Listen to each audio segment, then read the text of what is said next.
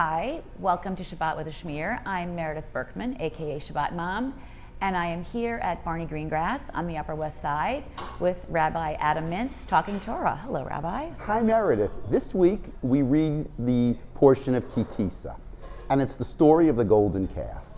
When you think about it, you have these people who just heard God begin to recite the Ten Commandments, and just a few days later, they get frustrated or afraid or whatever you want to say, and they build this golden calf and they start worshiping it.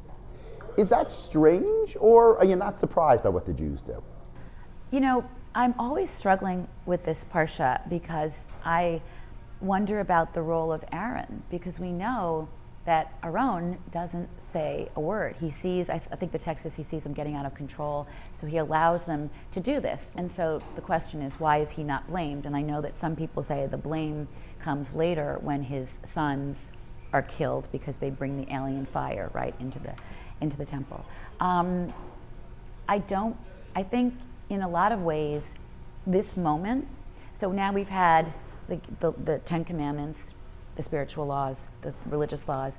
Then we've had the civil laws. How do you live in community? How do you keep God's presence physically, spiritually in your community? You build the Mishkan.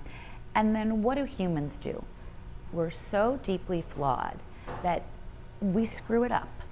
So it really makes sense, because the weeks leading up to this were about how we should live and what we should do and how to conduct ourselves.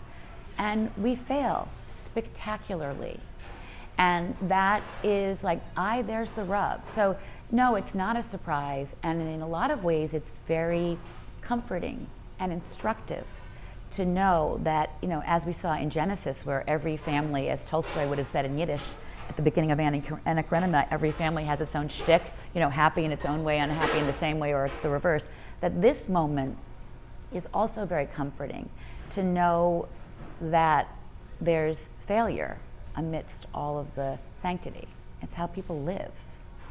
I think that's a very comforting and brilliant insight. But I just want to defend Aaron for a minute. Please. Because my Hebrew name is Aharon, so I want to defend Aaron. And I think that Aaron just had a miscalculation.